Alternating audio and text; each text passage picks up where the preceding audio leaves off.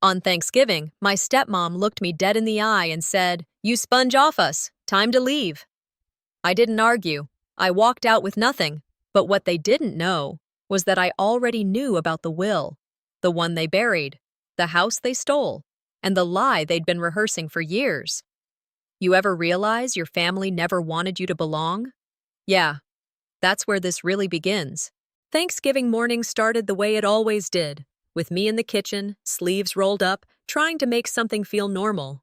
I had the cornbread stuffing recipe memorized down to the minute it took for the edges to crisp just right. It wasn't about impressing anyone, it was tradition, a ritual, something that used to mean something back when Dad was alive. I set the table carefully, adjusting the forks, fluffing the napkins. Maybe this year would be different. Maybe Veronica wouldn't go for blood. Maybe my half-siblings would pretend I existed. I even practiced a few neutral comments: weather, football, pumpkin pie, anything that wouldn't give her ammunition. The kitchen smelled like home, but her presence made it foreign. Veronica stood at the island counter with her arms crossed, watching me like I was setting a trap. Not a single word, just those clipped glances that said I didn't belong. Lily arrived a little after 10, all smiles and oversized hoodie, back from her first semester at college. She hugged me tight and said the house smelled like childhood. It cracked something in me. I smiled, for real. "You made the stuffing?" she asked. "You know it," I said. The calm didn't last long. By the time everyone else started showing up, that familiar knot had returned to my stomach. Veronica floated from guest to guest like she owned the air, and when it came time to introduce me to her new friends, she didn't. I was the extra in the room, the leftover daughter. I handed a glass of wine to a guest, trying to play hostess. My brother, seated on the couch, smirked. "Joanne's always trying a bit too hard." I laughed it off, took a sip of water instead. Safer. I made a light joke about how we never let Lily help in the kitchen, something about saving her from trauma. Harmless. But Veronica turned to the table and said, "Well, it's easy to laugh when you're not the one footing the grocery bills, isn't it?" A few chuckled awkwardly. I didn't. Veronica went on about her kids, my half-siblings, and their promotions, real estate, internships. The word legacy slipped from her lips more than once. I was invisible, until I wasn't. Then came the toast. She stood, glass in hand, smile wide and fixed. "To family," she said, "especially those who contribute, who grow, who don't cling to the past or lean on others well into adulthood." My hand froze, fork halfway to my mouth. "Some people," she continued, "just can't seem to launch. They stay. They sponge. And honestly," she looked right at me, "it's time to leave." The room went still. No clinking silverware, no polite coughs. Just a silence so loud it hurt. My brother stared at his plate. Lily's eyes darted between me and Veronica. No one said a word. I scanned every face. Not one person stood up for me, and that told me everything I needed to know. I pushed my chair back slowly. My hands were steady, my voice more so. "Well," I said, standing. "Thanks for the clarity. I won't make the same mistake twice." I left my plate untouched, picked up my coat from the back of the chair. The air outside was cold, but it didn't sting like the room had. As I walked to my car, I remembered being 17, cleaning dishes alone, hearing them laugh in the other room. I remembered thinking maybe next year would be different. It never was. I sat behind the wheel, key in the ignition, and stared at the dashboard. No tears. Not this time. "They don't get that from me, too," I whispered. The motel was 5 miles away. I'd booked it earlier in the week, just in case. The room was basic, nothing warm about it, but it was mine. I sat on the edge of the bed and turned on the radio. A country song played, one of those aching, slow ones that told the truth in 3 chords. I didn't check my phone, no one would be calling anyway. Outside, the night stretched quiet and wide. Inside, I finally breathed. The motel door closed behind me with a rattle that echoed louder than it should have. I stood there for a second, keys still in hand, letting the stillness wash over me. The overhead light flickered once, then dimmed to a sickly yellow. The air smelled like bleach, cigarettes, and something older, maybe loneliness. I sat on the edge of the bed, stiff sheets crunching beneath me. My coat still clung to the scent of roasted turkey and rosemary, and betrayal. I didn't move for a while, just sat there. Replay, rewind, Veronica's voice, her toast, that smug tilt of her head like she'd been waiting for years to say those words. I looked at my phone. Blank. No messages, no missed calls, not even one from my brother. They all watched me walk out that door, and no one thought to check if I was okay. Outside, headlights swept across the motel window and disappeared into the night. I pulled my coat tighter. The house, our house, used to be warm on Thanksgiving. But tonight, it had felt like walking through a graveyard. I scrolled through my gallery. Thanksgiving, 4 years ago. Dad still alive. I was standing by the oven, holding a pie. Everyone else blurry in the background, mid-conversation, mid-laugh. I was smiling, the only one smiling. I shut the phone. It didn't help. I opened the group chat. Family circle. Gone. The thread wasn't there anymore. I checked again. Nothing. Confused, I tapped over to the shared financial folder, the one we all used for Dad's estate matters. Error. Access denied. My chest tightened. I checked my email. Your access has been revoked. Then I saw it. An old message thread. One I wasn't supposed to be copied on. Maybe it had been forwarded by accident. My brother and Veronica. The subject line read, "Cleaning up." I opened it. "She won't fight back. She never does." That was the line. I sat there frozen, phone gripped in both hands like it might burn me. Every polite nod, every ignored comment, every time I'd let something slide, they'd taken it as weakness, predictability. They knew I wouldn't make noise. I'd been the helper, the background, the one who stayed behind after dinners to clean, to wash the dishes, to refill drinks. I never asked for anything. I never made demands. I was easy to erase. I reached for the motel pen and the back of a receipt, started writing. A journal entry. The first in years. Title: What They Don't Know About Me. The knock on the phone screen lit up her name. Lily. "Are you okay?" I blinked at it. My fingers hovered, then typed. "Not really." A minute passed. "I knew something was wrong," she wrote. "That wasn't right." More messages followed. She said she'd felt sick watching it unfold. Then she dropped the one thing that hit harder than the toast. I overheard them a few months ago. Veronica was already working on changing the will. Your name wasn't even on the draft she showed my dad. There it was, not heat of the moment, not a slip, not even a personal feud, a plan. Lily offered to send screenshots, said she'd even meet up if I wanted. I thanked her, genuinely, but I could barely type. They didn't just kick me out, they erased me. I stood up suddenly, needed to move. My footsteps thudded against the cheap carpet as I paced, phone in hand. The walls felt closer now. I thought about the years, how I excused things, how I filled the silence with understanding. You knew. You just didn't want to believe it. That sentence hit me so hard I said it out loud. A whisper. A confession. I sat back down and opened my journal again. This time, a list. What I will no longer tolerate.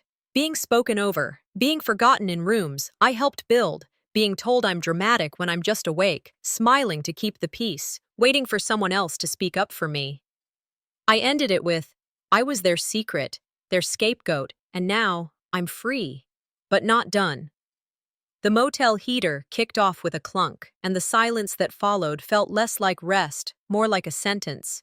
I woke up without knowing when I fell asleep. Still in yesterday's jeans, jacket bunched under my neck, the motel pillow barely touched.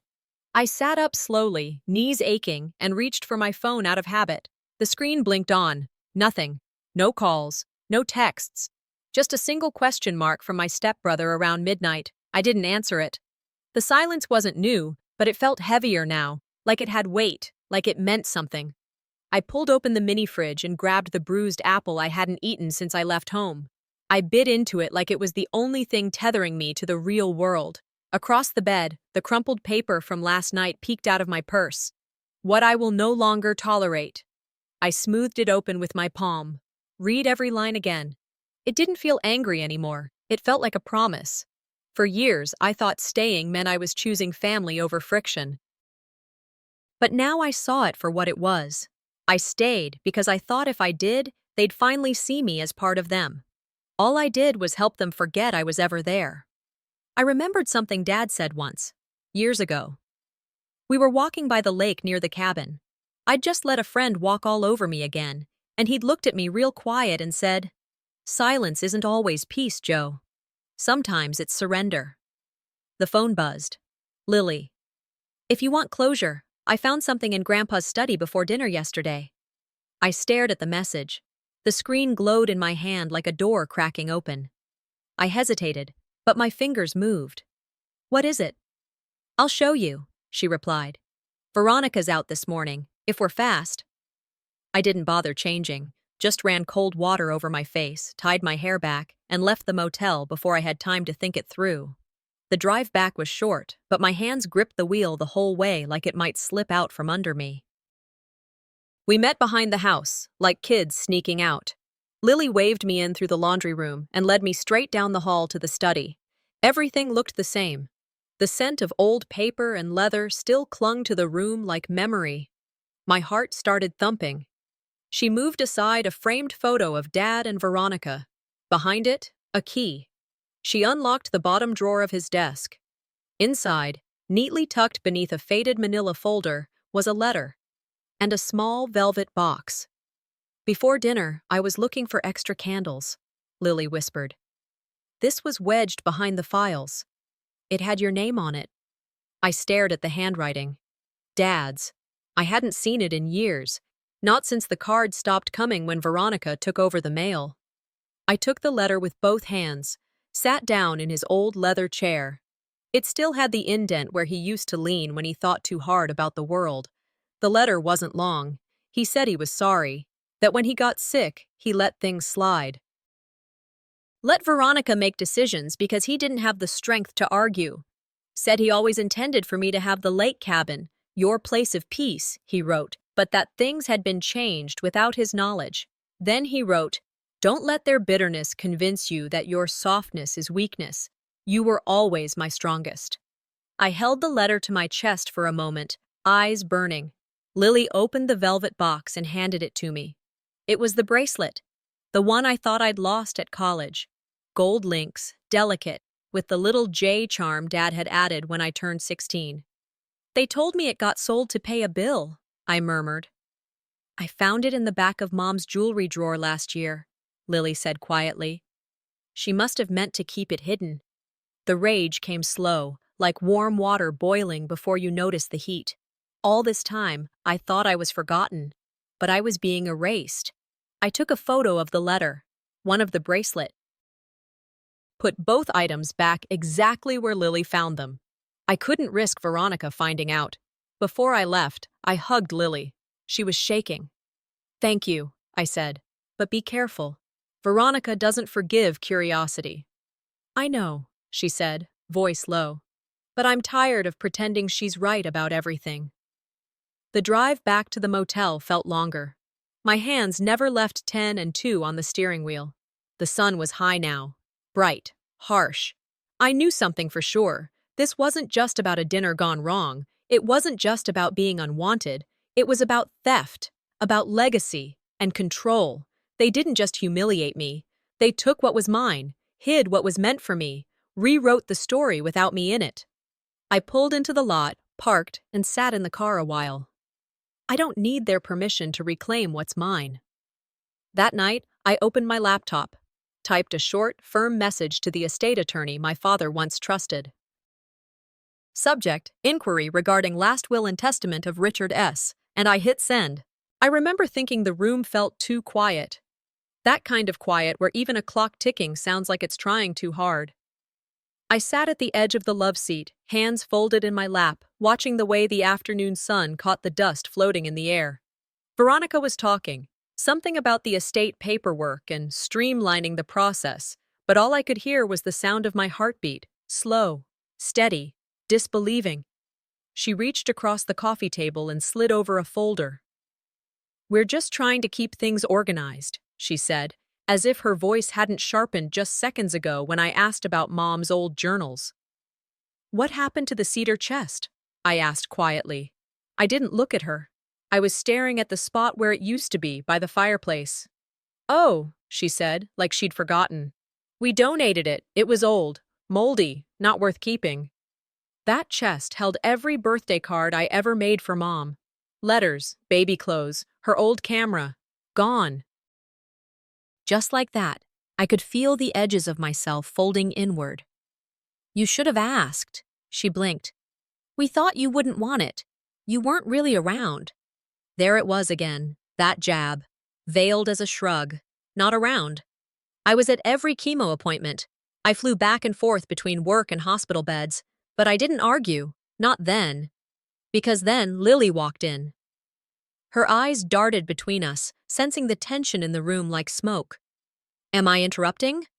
"No," I said, standing. We were done. But Veronica wasn't. "Actually, since you're here, Lily, you might remember this." She opened a drawer and pulled out a small box. Old, silver-edged, familiar. My stomach turned. "We found this in Mom's sewing cabinet. Joanne says it was hers, but I always remember it being Mom's." I stepped closer. The lid clicked open. Inside was the seashell locket I made when I was 8. Mom used to wear it every beach trip. I scratched my name into the back with a safety pin, the letters still there, crooked and shallow. Lily looked between us, then at the locket. I think Joanne made that," she said softly. "I remember her bringing it to the cabin." Veronica laughed. "You're both imagining things. I have pictures of Mom wearing it before Joanne even turned 10. I wanted to scream, but instead, I turned to Lily. "Do you remember what Mom said when she opened it?" Lily paused, then nodded. "It smells like salt and secrets." She smiled faintly. "She said you were the only one who ever gave her something that didn't cost a thing, but meant everything." My throat tightened. Veronica rolled her eyes. "She said that about a lot of things. She was sentimental." It didn't matter, because I knew now. This wasn't about keepsakes. It was about rewriting history, one small lie at a time. I left the room before I said something I couldn't take back. Out on the porch, I sat on the steps, breathing in air that felt colder than it should have. Lily followed a minute later, hands stuffed in her coat pockets. "She's rewriting things," I said, voice low. "Piece by piece. Like I was never part of it."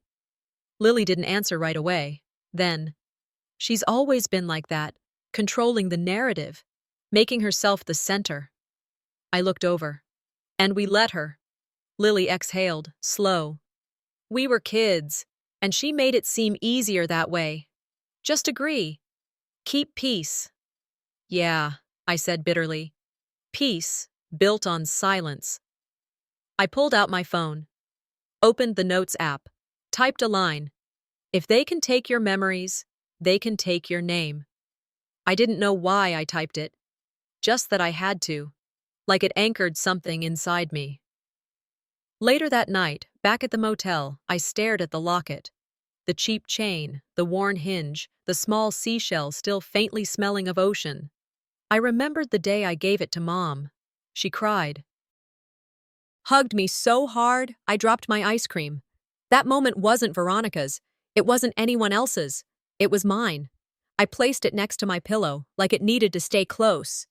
Then I picked up the journal again and wrote, "They can argue about the locket, about the cedar chest, about the will, but they can't argue about how she looked at me when I said, 'This is for you, because you're everything good I know.'" I closed the journal. Truth didn't need a witness, but maybe it needed a voice. I didn't sleep much that night. Every time I closed my eyes, I saw Veronica's face as she held that locket up, like it meant nothing, like I meant nothing. So I got up early, pulled on jeans and an old hoodie, and drove out to the cemetery. It was quiet, frost still hugging the ground. I brought no flowers, just the journal. Mom's grave was still bare from the winter cleanup. No wreaths, no names carved in gold. Just her name, Catherine Louise Monroe, and the years that felt too few.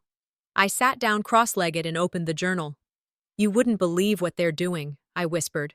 Or maybe you would. Maybe that's why you left things undone. Maybe you hoped the people around you would do the right thing on their own. A gust of wind pushed my hair across my face.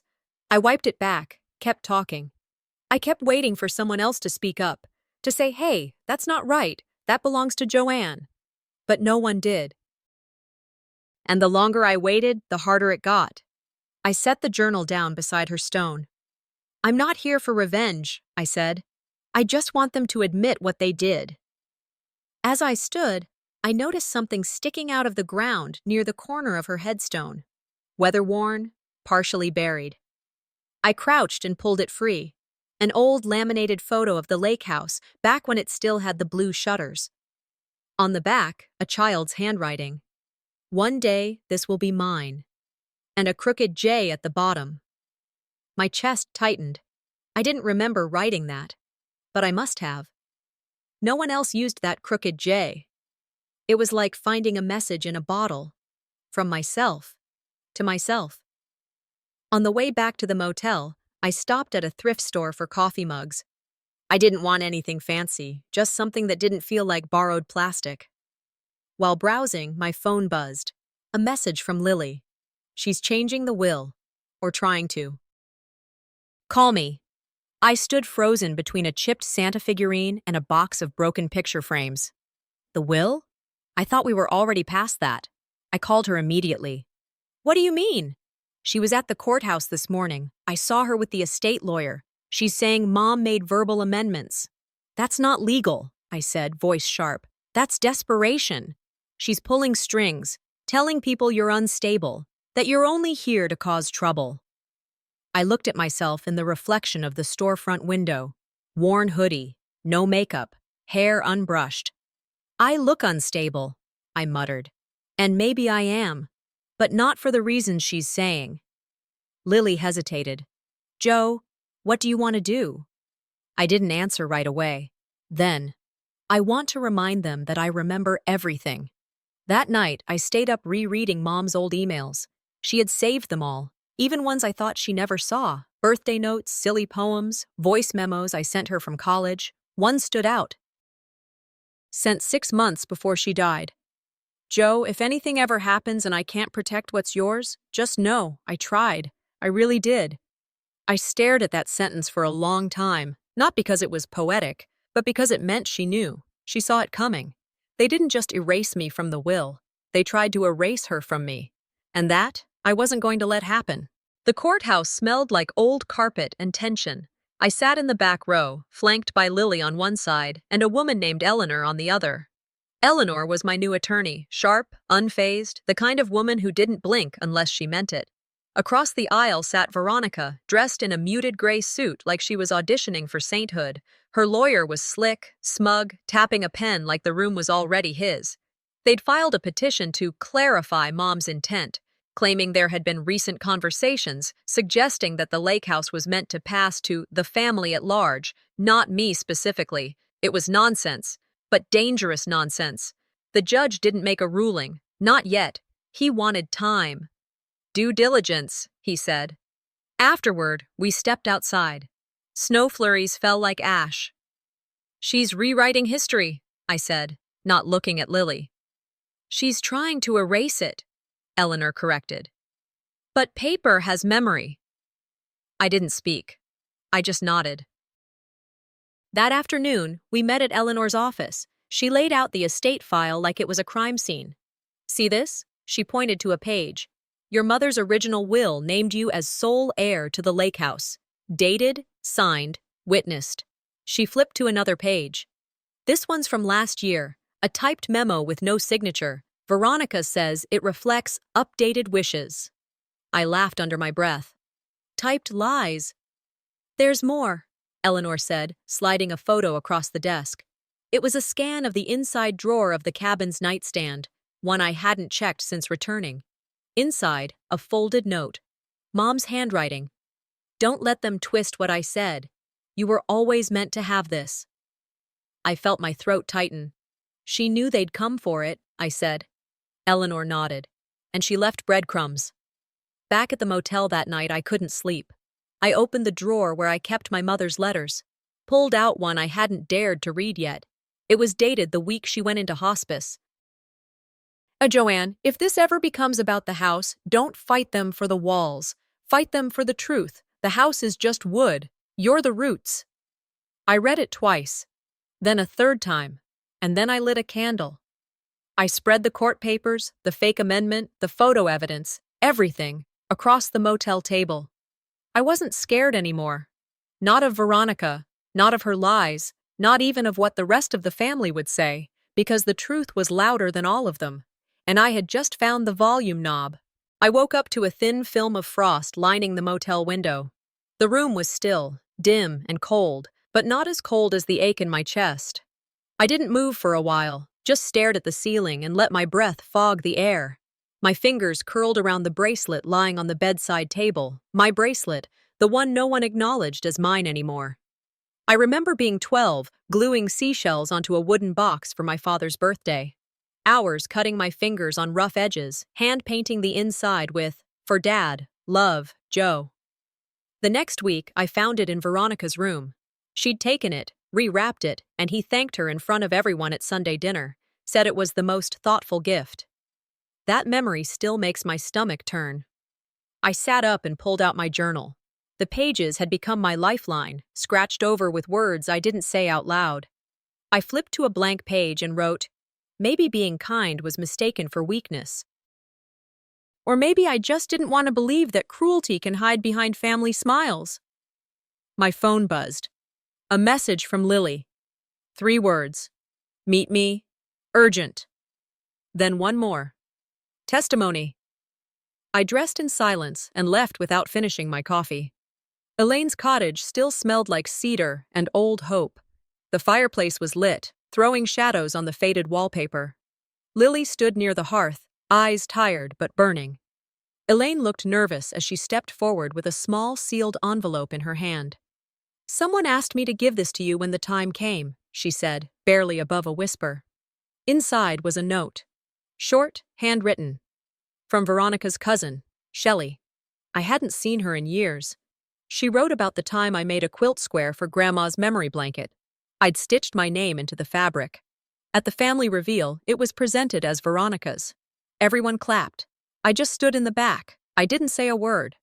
Shelley's note ended with, "I didn't speak then. But I see what's happening now. I want this to help." Tucked in with the note was a printed slide of an old photo, close-up of the quilt square, my name faintly visible in the stitching. Elaine's voice cracked. "I was scared, Joanne, but seeing you stand up, I couldn't stay quiet anymore." Later that day, I called Eleanor, my lawyer, told her we needed a meeting, told her to invite Veronica. The conference room smelled like lemon cleaner and tension. Veronica walked in late, wearing a smug look and trailing her lawyer like a shadow. She didn't greet me, didn't need to.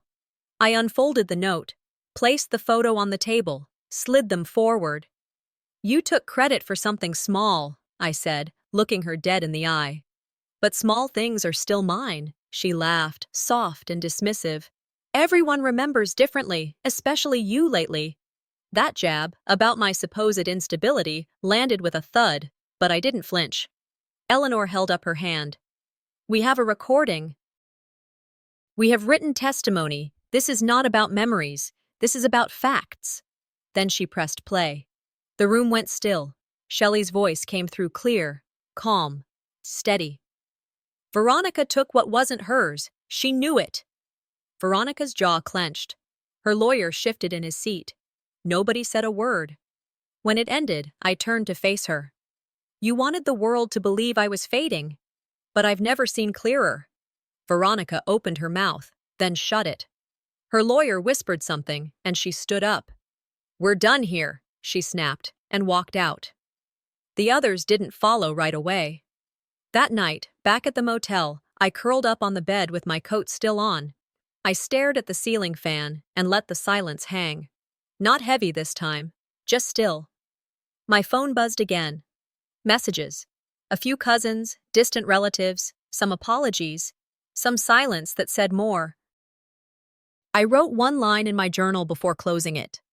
This is no longer about them believing me. It's about me believing I'm enough. I got up to make tea. As I opened the motel door, a brown envelope lay on the floor. No return address, no label. Inside, an affidavit, sealed. The handwriting on the flap was unmistakable. The envelope was thicker than it looked. I sat on the edge of the motel bed, still in my coat, fingers stiff from the cold. The paper smelled like cedar and dust. I recognized the handwriting before I even unfolded the first page. Aunt May, she'd passed 2 years ago, quietly. No drama, no goodbye. Her script was unmistakable, though, slanted right, always with a looped J for my name. If you're reading this, Joanne, it means I'm gone. And it means the truth finally found you. My chest tightened. I was there the night your mother made her wishes clear. I heard her say the lake house was for you, and only you. She was calm, strong. Veronica tried to talk her down, said it'd divide the family. Your mother didn't budge. I stopped reading, just for a moment, stared at the wall like it could give me breath. May had written everything, how Veronica cornered her days later, demanded silence, threatened to cut ties. Said if May opened her mouth, she'd be buried with her secrets too. And that's exactly what happened. Until now. I turned the last page and whispered, so they buried the truth, literally. The next morning, I drove to Eleanor's office. The streets were half empty, that strange stillness between Christmas and New Year's. My hands trembled on the wheel, not from fear, just pressure, like something inside was finally cracking open. Eleanor sat behind her desk, flipping through papers, calm as ever. I handed her the affidavit, still sealed. She looked it over once, twice, then nodded. I've got something too, she said, sliding a thin manila folder across to me. What is it? Internal documents from Veronica's estate lawyer. I filed a quiet subpoena last week. I opened it, typed notes, dated 2 months before. I filed anything in court. One stood out like a bullet on paper. Joanne is emotionally unstable, unfit to handle property or finances. Mother expressed concern verbally. What? I whispered. They wrote your downfall before you even rose, Eleanor said. Her voice wasn't angry. It was tired. Sharp. I felt something snap clean inside me. Not rage, clarity. So this wasn't just a family squabble. This was planned. Structured exclusion. I thought about every silent Thanksgiving, every missing invitation, every memory rewritten in someone else's voice. This wasn't about misunderstanding. This was about erasure. And they almost got away with it. Almost. That evening, I drove back to the house. It was empty. Everyone still out for the holidays. I stepped into the foyer, soft floor creaking beneath my boots. The same family photo still hung on the wall. My corner was still cut off, cropped like I'd never been part of it to begin with.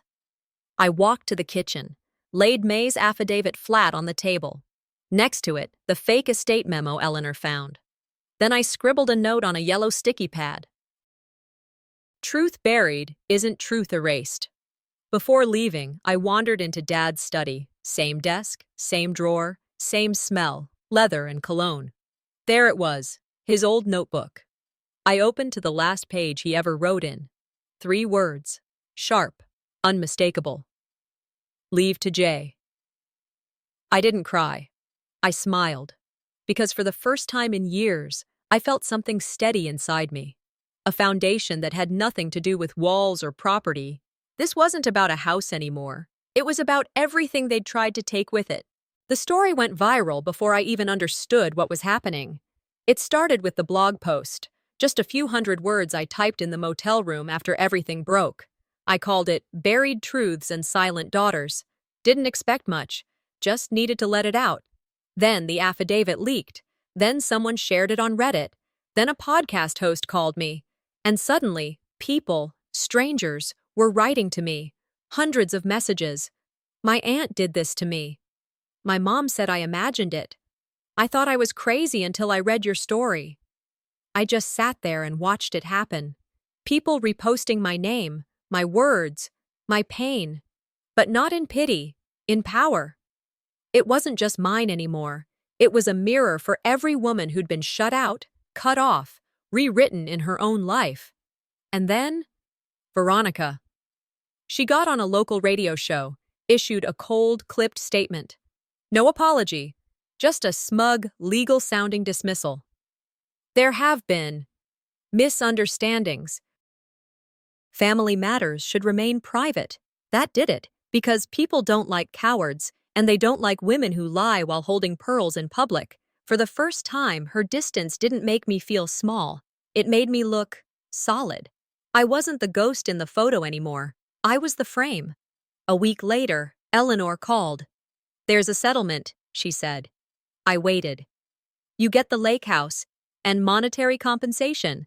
They want to close the case quietly." I didn't answer right away, because by then, I'd already moved into a new apartment across town. Small, clean, quiet. I looked out the window as she talked, and I asked, "Can I donate part of the property?" Eleanor paused. "You can do whatever you want with it. It's yours." So I did. I reached out to a nonprofit that helps women over 40 rebuild after abuse, estrangement, or loss. Told them I wanted the lake house used as a retreat, for healing, for writing, for rebuilding. Because the house wasn't my sanctuary, I was. That weekend, I went back one last time to clean it out. The attic was dusty, filled with half-open boxes. I was sorting through one marked Crafts plus Mom when I found it, a book, hollowed out, taped shut. I peeled it open, hands trembling. Inside was a folded piece of paper, yellowed at the edges. It was a letter. "Joanne, if you're reading this, you've survived everything they couldn't." It was her handwriting. My real mother. "I didn't raise you, but I knew you. I believed in the woman you'd become. And I'm sorry I couldn't protect you from all of this. But I hope, wherever you go, you carry the truth, not their version of you." I sat down right there on the attic floor and cried. But not because I was sad, because I felt her. I wasn't alone in that house. Later that night, I built a small fire in the backyard pit, burned the lies, the fake statements, Veronica's sticky notes. And then I read my mother's letter aloud, not for anyone else to hear, just for me. The flames flickered. The lake stayed still. And for once, I didn't feel like a problem to be fixed. I felt like a woman finally walking out of a storm. In the morning, I packed everything, locked the house, and drove toward the city where I'd start a new chapter, teaching writing workshops for women like me, the kind they try to silence, the kind who outlast. As I stepped away from the porch, the wind caught the edges of my mother's letter, and her words echoed back at me like a quiet drumbeat. "You've survived everything they couldn't.